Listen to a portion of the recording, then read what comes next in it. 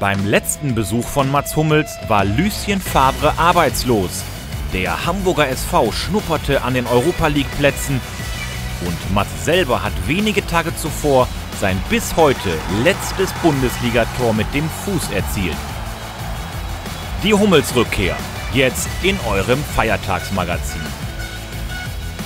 Ja, und nach 1379 Tagen ist er wieder bei mir hier im Feiertagsmagazin. Ich freue mich riesig, Mats, dass du wieder da bist. Ich freue mich auch, dass ich wieder bei dir zu Gast sein darf, weißt du doch. Schön. Du musstest am Sonntag in Frankfurt ausgewechselt werden, konntest diese Woche auch nicht voll trainieren. Morgen geht es gegen Bremen. Jetzt wollen wir natürlich gerne wissen, wie es dir geht. Na, es wird eng, auf jeden Fall. Mit dem Einsatz könnte aus Vorsichtsgründen vielleicht eher auf eine Pause hinauslaufen dann, weil es eben, also jetzt nicht irgendwie Schonung, sondern wirklich, weil es ein Risiko geben würde, da vielleicht dann was Größeres draus zu machen. Vielleicht geht's, aber tendenziell wird es eine knappe Kiste. Okay, wir drücken auf jeden Fall die Daumen. Wäre natürlich für alle BVB-Fans wichtig, wenn du. Ja, sonst setze ich mich hier rein und Feuer an. Ja, genau, das geht ja auch. Ich freue mich auf jeden Fall, dass du wieder unsere Farben trägst und das zu Recht. Und wir haben uns natürlich alle gefragt, was hat sich in den 3 Jahren eigentlich alles verändert? Bei dir und beim BVB gibt es eigentlich Unterschiede zwischen dem alten und dem neuen Mats Hummels im BVB-Trikot? Schon wieder Leader, schon wieder Fighter und Antreiber in der BVB-Abwehr. Die Nummer 15, die hat er sich zurückgeholt. Ach ja, das mit dem Außenriss klappt auch noch ganz gut. Barcelona war Weltklasse und der Sportdirektor ist sich sicher, da kommt noch viel mehr. Mats Hummels ist für mich der beste deutsche Innenverteidiger. Ich habe es vor der Saison gesagt, da war noch kein Spiel gespielt, als ich gefragt wurde. Ich sage es jetzt und ich glaube, dass ich es 2020 auch sagen werde.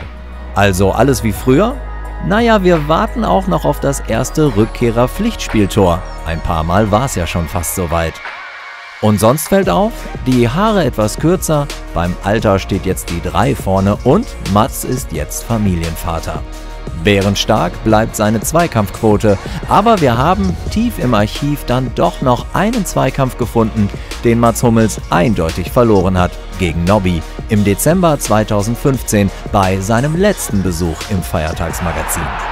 Ja! Damals gab es von Mats einen Verbesserungsvorschlag. Die Tore müssen mal aktueller sein. Wir haben keine 45-Jährigen in der Mannschaft. Die Torchancen sollen also aktueller sein. Fast 4 Jahre ist dieser Wunsch von Mats alt und heute wird er im Feiertagsmagazin in Erfüllung gehen. Versprochen. Ich bin gespannt. Ich war übrigens damals mit der Auswahl der Szenen sehr zufrieden. Ich bin auf den Zweikampf gespannt. Es wird sicherlich spannend. Jetzt wollen wir erst mal hören, was hat sich aus deiner Sicht beim BVB verändert oder was ist gleich geblieben? Wurde ich natürlich auch schon ein paar Mal gefragt auf privater Ebene. Ich habe so gesagt, es ist relativ viel gleich geblieben. Also so vor allem im dem berühmten Team ums Team, ganz viele bekannte Gesichter, also ganz wenig neue Gesichter oder wenn dann, weiß ich nicht, so jemand zum Beispiel wie Otto Addo, den man einfach auch kennt als Spieler von früher. Ansonsten das Trainingsgelände ist größtenteils gleich geblieben, gab ein paar kleine Veränderungen, aber da hat sich nicht so viel verändert. Der Verein ist, denke ich, einfach noch größer geworden, noch internationaler, noch angesehener, was ja nicht überrascht angesichts so der Entwicklung der letzten Jahre. Und ansonsten ganz viel, eben, was mir sehr bekannt vorkam, auf jeden Fall. Am Ende sind 3 Jahre natürlich auch nicht ewig. Das stimmt. Aber ein bisschen der Zeit ist es schon. Das stimmt. Aber es hat sich gefühlt, außer ganz viel in der Mannschaft, also ganz viele Spieler, hat sich nicht so viel verändert. Weil ich glaube, als ich jetzt gekommen bin, waren nur noch 5 Spieler aus dem Kader von dann 2015, 16 da. Das war natürlich eine große Fluktuation, aber ansonsten viel bekannte Sachen für mich. 3 Monate bist du jetzt in deiner alten neuen Heimat und beschreib doch mal die Zeit, wie du die erlebt hast. Die Rückkehr vielleicht war vielleicht nicht ganz einfach, aber dann am Ende doch einfacher, als du vielleicht geglaubt hast. Das war's, ja. Es war einfacher, als ich geglaubt habe. Ich habe es mir irgendwie komplizierter auf verschiedenen Ebenen vorgestellt. Das hättest du mich gefragt, ich hätte es dir sagen können. Ja, aber ich war da einfach sehr positiv angetan. Erstens in der Mannschaft gut aufgenommen, dann aber auch in der Stadt. Also wenn man rumläuft, dann sprechen einen ja viele Leute an. Auch hier im Stadion ich weiß gar nicht, ob man das sagen darf, im Feiertagsmagazin, aber ich habe schon damit gerechnet, dass es ein bisschen Gegenwind am Anfang vielleicht noch geben könnte. Der war zumindest nicht so spürbar. Es war ein Lüftchen. Ja, aber da hast du natürlich auch zu beigetragen. Du weißt, ja, das versuche ich. Ja. Du verstehst den Fußball auch. Du weißt, vielleicht bei dem einen oder anderen im Kopf, oh, jetzt kommt der zurück und dann kommt das erste Spiel. Du spielst überragend, hast bis jetzt überragend gespielt. Und alle ja, das hilft natürlich dann bei sowas, klar. So froh, aber es wird auch irgendwann mal wieder so ein Bock kommen, weiß ich nicht, wo man vielleicht mal einen laufen lässt oder mal einen Ball vertändelt. Das lässt sich nicht vermeiden, oder? Nein. Zumindest nicht mit der Art, wie ich Fußball verstehe. Deswegen war es gut, dass der sich jetzt bisher noch nicht gezeigt hat. Ja, wenn das in 5 Jahren ist, ist das ja okay. Ich glaube, dann kann man auch drüber hinwegsehen, wenn es erst in 5 Jahren wirklich ist. Genau. Junge Spieler sprechen beim Wechsel oft von dem berühmten nächsten Schritt. Ältere Spieler suchen neue Herausforderungen, Sprachen oder Kulturen. Ich kann mir gut vorstellen, dass du viele Optionen gehabt hast. Damals, warum hast du dich für eine BVB-Rückkehr entschieden? Ja, ich glaube, so alle Sachen, die in meinem Kopf sozusagen dafür oder vielleicht auch dagegen gesprochen haben, aufzuzählen, ist schwierig. Deswegen entscheidend waren, glaube ich, tatsächlich einfach die richtig gute Mannschaft, die letzte Saison schon da war. Die anderen 3 Transfers, also Thorgan Hazard, Nico Schulz und Julian Brandt, waren auch schon alle klar, als es dann eben bei mir darum ging. Deswegen wusste ich, dass ich eine absolut wettbewerbsfähige Mannschaft in allen 3 Wettbewerben eben auf jeden Fall vorfinden werde. Die aber vielleicht eben auch so einen Spielertypen und Typen wie mich noch gebrauchen könnte. Von der Art bin ich ja manchmal etwas dominanter, könnte man es nennen. Wurde ich auch schon genannt von Trainern. Dass das vielleicht gut reinpassen könnte und dass das auch etwas ist, was ich gerne mache, was ich ausfülle oder ausfüllen will. Und ja, das hat unter anderem eben damit reingespielt. Und dann klar, ich wusste, wie dann die Stimmung hier im Stadion ist, wenn man hier spielt. Wenn dann, ich wollte gerade sagen, ist das vielleicht auch ein Grund, dass das spielt auf jeden Fall auch mit rein. Man weiß, was einen erwartet, man weiß, wo man hinkommt. Ja, also der Reiz des Neuen wäre auch nicht verkehrt gewesen. Aber, kann ich mir vorstellen. Ja, keine Ahnung. Und dann irgendwie hat sich dann mit der Zeit für mich so dieses Gefühl entwickelt, das könnte nochmal eine richtig gute Geschichte werden. Weil es waren ja schon wirklich sehr gute lange Jahre davor. Habe ich auch überlegt, willst du das riskieren, dass es vielleicht dann nochmal schlecht endet oder irgendwie vielleicht einen negativen Touch kriegt, den es bisher für mich gar nicht hatte. Aber ja, es ist auch eine schöne Herausforderung, eben da vielleicht nochmal dran anzuknüpfen oder nochmal einen draufzusetzen. Und das ist jetzt das Ziel für die Jahre. Wir freuen uns auf jeden Fall, dass du da bist. Und genau das, was du angesprochen hast, dass man vielleicht einfach von hinten mal richtig laut wird.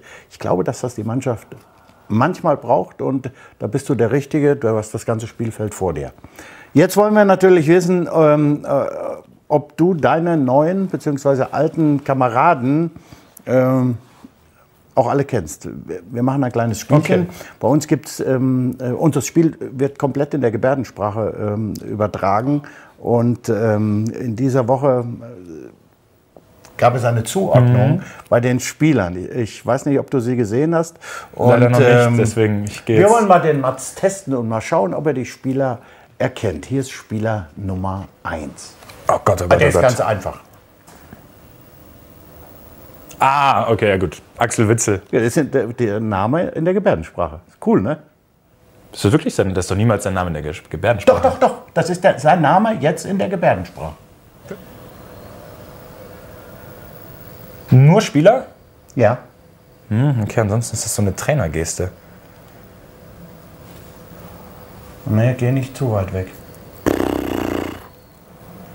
Ich bin ja völlig blank. Ist cool, ne? Ja. Ich darf ja auch keinen Anhaltspunkt. Ich darf das. Ist das Spiel das ohne Rolle? Das bist du. Ich bin das. Mach nochmal. Jetzt guck mal. Nochmal. Hummels. Und aber das, also wenn jetzt jemand das macht, dann erkennt jemand, der die Gebärdensprache spricht, dass es sich um mich handelt. Ja, jetzt nicht auf einen Schlag auf der ganzen Welt, aber nein. Ich glaube, in der deutschen Gebärdensprache wird das dann okay. verbreitet. Dann merke ich mir das auf jeden Fall. Ist das Schmelle? Ja, mit den Lippen geht's dann, aber wie hätte ich da auf Schmelle kommen sollen? Da hat jeder ein Gletscher, der schmilzt. Einen sehr großen Interpretationsspielraum. Okay. Das kannst du nicht. Aber das ist kurz und knackig. Ich sag Reus. Die Handbewegung Reus. kurz. Brandt. Ach Gott. So, und jetzt wird es, glaube ich, wieder einfach. Brandt. Ja, ich gebe dir jetzt schon einen Hinweis. Kommt nicht, ist einer unserer ausländischen Spieler. Was könnte das bedeuten? Dass der Name vielleicht so ein bisschen weich ausgesprochen wird? Mhm. Ich gehe einmal die Kabine durch. Wen haben wir denn da? Ich gehe auf Dan Axel Zagadou. Nein. Das finde ich so schwer. Piszczek. Ja. Piszczek. Naja. Jetzt wollen wir wieder zu dir kommen und der Frage nachgehen, wie du dich als Person vielleicht verändert hast. Und da lassen wir einfach mal zwei Jungs zu Wort kommen, okay, die du gerade erst erraten hast. Schlecht in Basketball. Schlauchschlumpf. Sehr ruhig, Lustig. für den Spaß zu haben. Bisschen mehr Erfahrung, denke ich. Er hat schon vieles geleistet, viele Erfolge feiern können, schon vieles gesehen und ich glaube, sowas tut uns allgemein sehr gut. Basketball ist nicht schlecht, muss ich sagen. Alles andere ist wahrscheinlich schlechter. Jo. Schöner Humor von Piszczek, ne? Ich liebe Piszczeks Art, Komplimente zu verteilen. Ist das so? Immer sehr euphorisch. Ja? Nein, sehr nüchtern, so wie wir ihn kennen. Aber er ist unheimlich witzig. Was ich ihm auch niemals ins Gesicht sagen würde, zugeben würde. Ja, aber jetzt gehen die Meinungen beim Basketball aber weit auseinander. Julian Brandt sagt, Ja gut, aber der war ja pure Ironie. Ich weiß nicht, ob der schon einen Durchgang gewonnen hat bisher. Doch, einen hat er gewonnen, das weiß ich noch, aber... Ist er denn... er ist okay, gut, aber... Mehr auch nicht, oder was? Das kann ich ihm leider nicht geben. Ja. Piszczek ist eigentlich so der stärkste Konkurrent beim Basketball, würde ich sagen. Mit dem habe ich mir früher schon gute Duelle geliefert hier. Ja, wir haben doch auch mal, letztes Jahr waren auch mal Basketballer hier. Da ja? auch dabei. Der kann sehr gut werfen. Mhm. Früher Ovo war natürlich der stärkste Werfer, aber... Der ist ja, glaube ich, mit dem Basketball auf die Welt gekommen. Ne? Ja, das stimmt. Ansonsten die Aussagen, okay? Kann ich mich absolut mit identifizieren, ja. Ich glaube, für den Spaß zu haben, passt ganz gut. Ich verteile gerne, aber ich muss auch einstecken und stecke auch ein. Ich glaube, das ist wichtig. Wenn man selber gerne austeilt, dann muss man auch in der Lage sein, aber das können die wenigsten. Da einen hinzunehmen. Ja, aber doch. Also ich habe positive Erfahrungen zumindest da jetzt gemacht. Man muss nur aufpassen. Manche können nicht auf jedem Gebiet was hinnehmen, sagen wir es mal so. Die haben so ein paar Reizthemen, da muss man dann vielleicht mal die Finger von lassen. Muss man vielleicht auch lernen mit der Zeit. Das kommt im Laufe der Jahre. Ja. Wenn du so alt bist wie ich, dann weißt du genau, wie du mit jedem zu reden hast. So, genau so ist es. Was sagst du selbst, wie hast du dich als Person in den letzten Jahren vielleicht verändert oder weiterentwickelt? Ich würde sagen, tatsächlich ein bisschen ruhiger als früher. Also auf dem Platz vielleicht auch, aber auch neben dem Platz einfach so ein bisschen, wie soll man sagen, mich aus ein paar mehr Themen vielleicht manchmal raushalten. Ich nenne das Choose Your Fights, habe ich das irgendwie mal jetzt so für mich irgendwann genannt, dass ich mir besser aussuche, wann ich vielleicht auch mal irgendwie so ein kritisches Thema anspreche und das nicht bei zu vielen Gelegenheiten mache. So bin ich als Typ, so bin ich auch sozusagen mir gegenüber. Also ich bin da auch sehr kritisch. Nach dem Training, keine Ahnung, wenn ich schlecht trainiert habe, wurmt mich das noch ein bisschen, nach dem Spiel sowieso. Aber da habe ich mit der Zeit eben auch ein bisschen kennenlernen müssen, dass man das anderen gegenüber vielleicht öfter mal akzeptieren muss, dass vielleicht mal ein schlechter oder ein lustloser Tag da ist und man es nicht jedes Mal thematisieren sollte. Jetzt kommt's. Okay. Zweikampf. Okay. Nobby gegen Mats. Und da weiß ich, dass ich in den Zweikampf gehen muss. Den nehme ich gerne. Da musst du aus der Kette raus. Ich bin gespannt.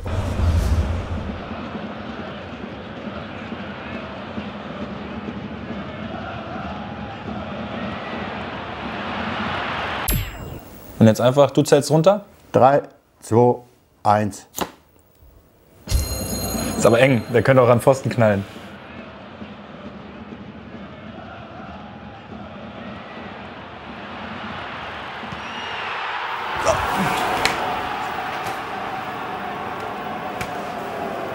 Der macht ihn nochmal rein. Ja. 0-0. Ja. Unglücklich. Sowohl für Rafa als auch für uns.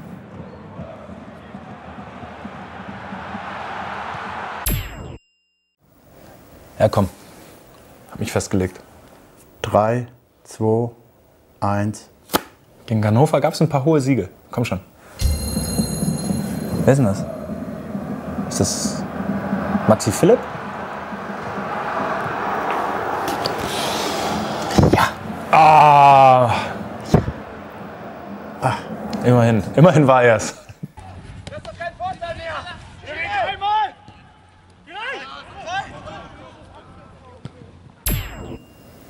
Oh, das ist ja völlige Willkür. Ja. Du zählst runter. Der steht ja alleine vom Tor. Warum sollen die das einschicken, wenn der den reinmacht? Keine Ahnung, vielleicht haut er ihn ins Seiten aus und es gibt Einwurf. Und die machen sich lustig über ihn, dass das jetzt hier im Magazin gezeigt wird. Das kann natürlich sein. Deshalb. Du zählst? Ja, 3, 2, 1. Ah! Nein, aber ich wollte eigentlich das andere nehmen, weil ich muss ja aufholen.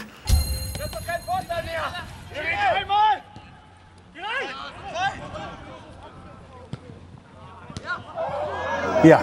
Er verschiebt ihn zumindest. Aber du hast trotzdem gewonnen. Ja, ihr habt es gesehen. Schickt uns weiter Szenen ein, die brauchen wir. Und es war gar nicht so einfach da. Wir haben so ein bisschen taktisch geantwortet.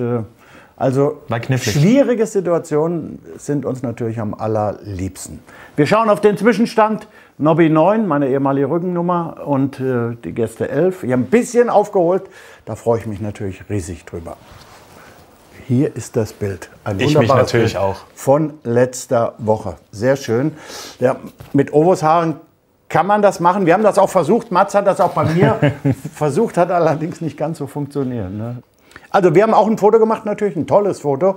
Das könnt ihr auch ersteigern. Das sollte auch schnellstmöglich dann zur Versteigerung im Netz stehen. Alles, was zustande kommt, geht natürlich an unsere Stiftung. Das ist klar, das ist geblieben. Ja, Samstag reist Bremen mit großen Verletzungssorgen an.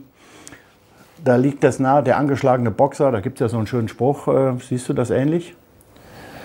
Kann man tatsächlich auch nicht so viel drauf geben. Also so eine Mannschaft, die dann solche Ausfälle zu kompensieren hat, die rafft sich ja irgendwie besonders oft zusammen oder er entwickelt so eine jetzt erst recht Mentalität. Die größte Gefahr ist, glaube ich, dass man eben so in dem Fall wir als andere Mannschaft dann das mitkriegt und denkt, okay, die sind eh nicht mit ihrer vollen Mannschaftsstärke da und das vielleicht dann falsch einschätzt, aber ich glaube, da werden wir gut eingestellt sein. Und Bremen, wissen wir, spielt einen guten Fußball unter dem Trainer, unter Florian Kohfeldt. Wir kennen ein paar Jungs, Nuri, Ömer. Ich habe noch mit Marco Friedl zusammengespielt. Deswegen wissen wir, da ist Qualität auf dem Platz. Und ja, aber wir spielen zu Hause. Da müssen wir jeden schlagen, wollen wir jeden schlagen. Absolut. Und werden wir jeden schlagen. Ja. Behaupten wir jetzt einfach mal. Vielen, vielen Dank, dass du zu uns gekommen bist nach über 1300 Tagen. Und wir werden natürlich nicht noch einmal so lange auf dich warten. Drücken die Daumen, dass das bis so lange habe ich auch gar nicht Vertrag. Also, stimmt. Dann sitzt du vielleicht hier. Nein, wer weiß. Dich kann man nicht ersetzen, Nobby. Oh, das ist ein schönes Schlusswort. Danke. Ich weiß noch, was ich sagen muss, um wiederkommen zu dürfen. Alles klar. Also ihr drückt die Daumen zu Hause, vorm Fernseher, beim Netradio oder hier im Stadion. Und alles Gute. Tschüss, macht's gut. Der Nobby und der Mats.